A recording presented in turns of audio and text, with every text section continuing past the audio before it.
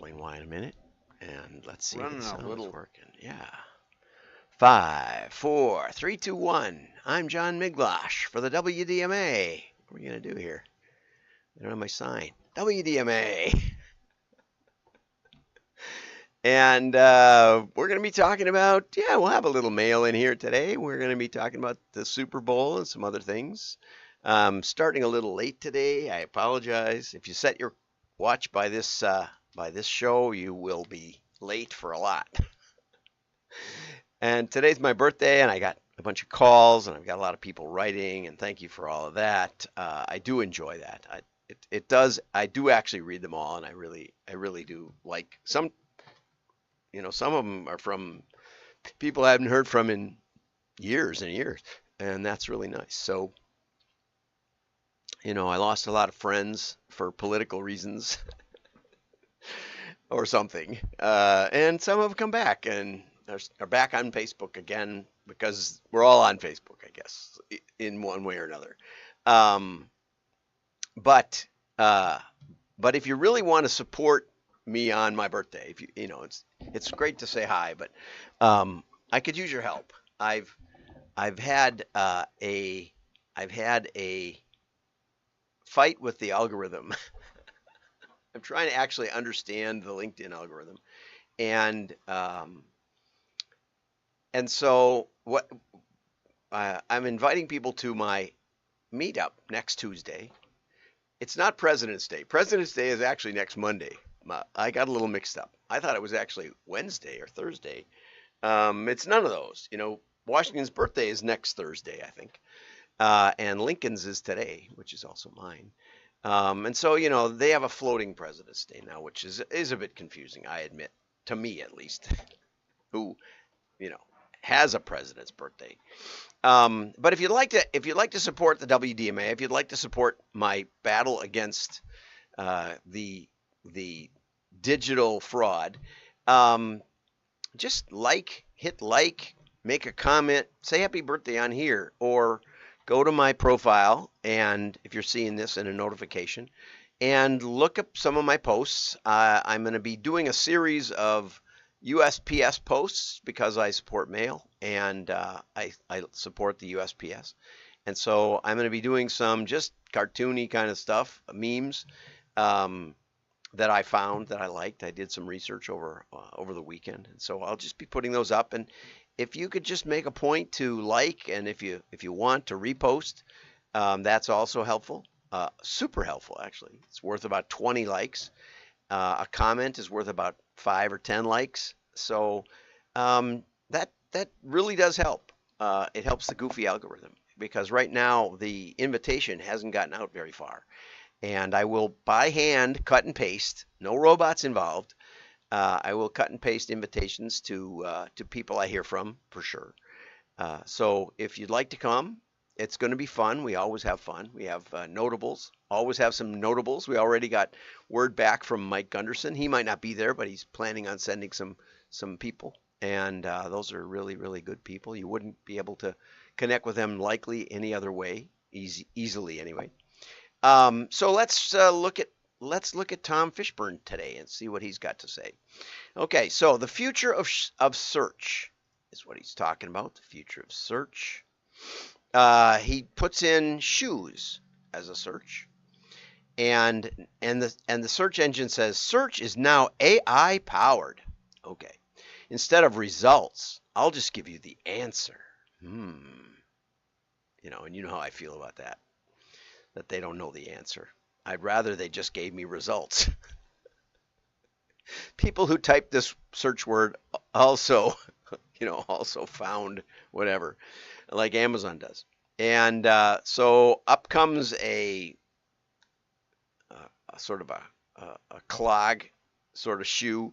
And no, that's not my style. And then it says fine. And then it shows a different color of the same basic shoe. Wait, what?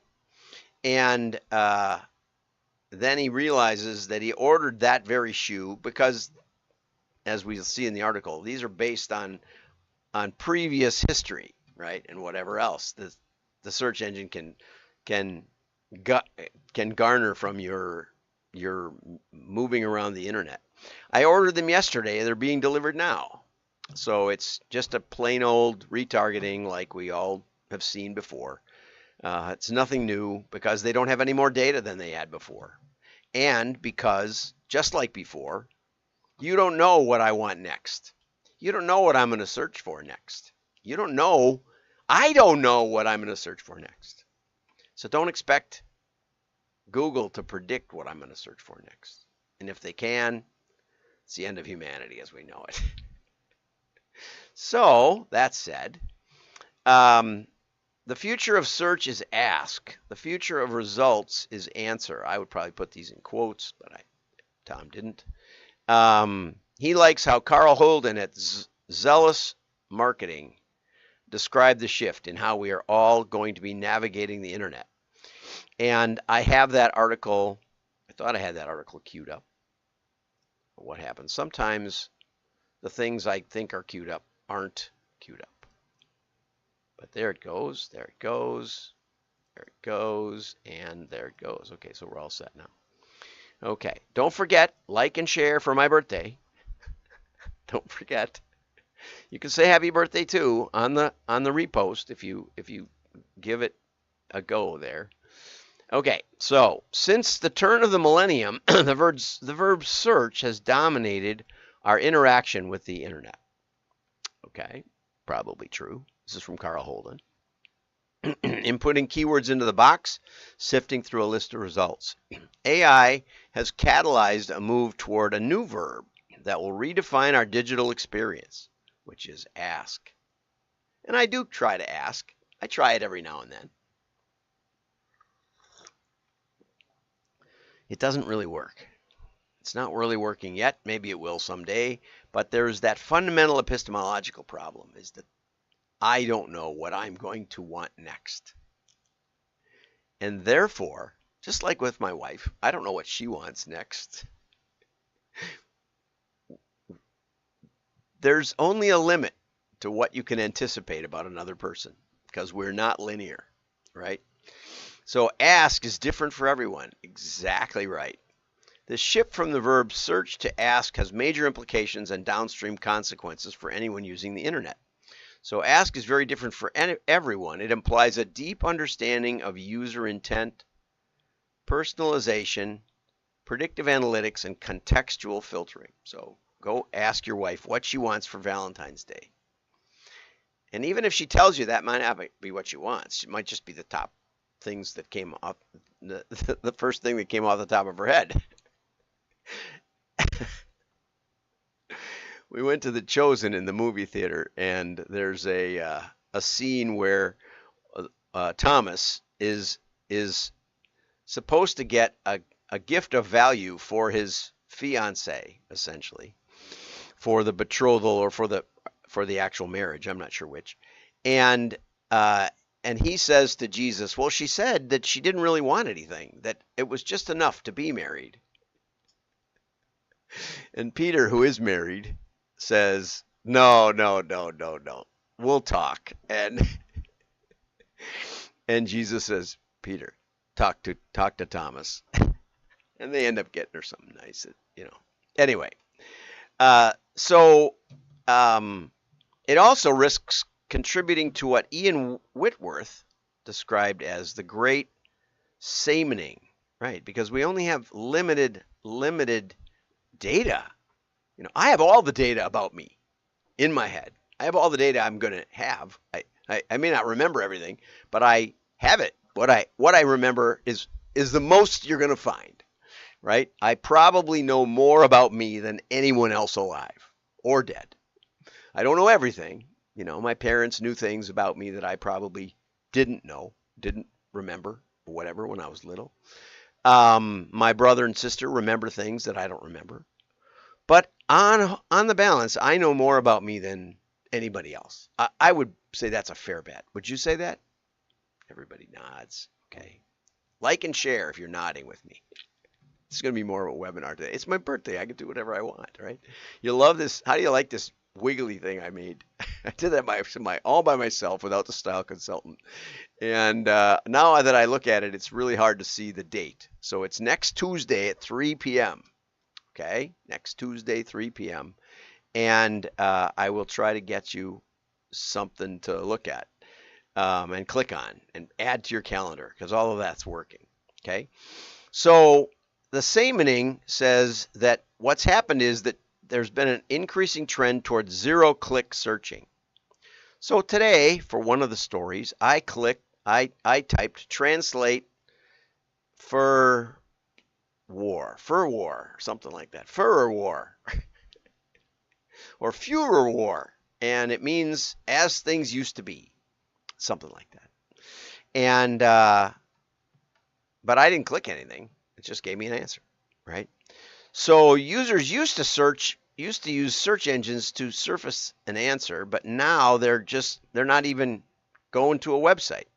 In 2022, SEMrush found that 25.6% of desktop searches were zero-click searches. This was a year before ChatGPT shuffled the entire playing field and Microsoft and Google kicked off a new search engine arms race. Some predict that site traffic will drop 15 to 25% in 2024 as the search engine landscape changes and directs fewer people to individual websites. And that's true. Okay. Insight Partners recently demoed what Google Search Labs is calling Search Generative Experience. You know, like after ChatGPT, generative, right? For a preview of the next evolution of search. SGE has far less space for organic results. It's likely that organic traffic will be fighting for space in a world where there's much less available than in the past. Okay? So, Matthew Parker just commented, watch out for my future sticky customer articles, John Miglosh. And I did see that. And, oops, somebody's calling. I'm getting all these calls, so I'm late today. Wonderful calls. I'll call you all back. But I suggested to Matthew Parker that he add some answers to his questions. He said you should ask questions about in your mind as a hypothetical exercise. Ask about which of your customers you've done strategic planning with, as an example. And I think that's a great question. And there were a couple other questions, but he didn't give any examples of answers. He said, "Why do customers stick with me?" And you can't say, quick delivery, low price, and excellent quality. You can't have quality, service, or speed as one of the answers. So I reached out to Matthew and said, "Well, what else is there?"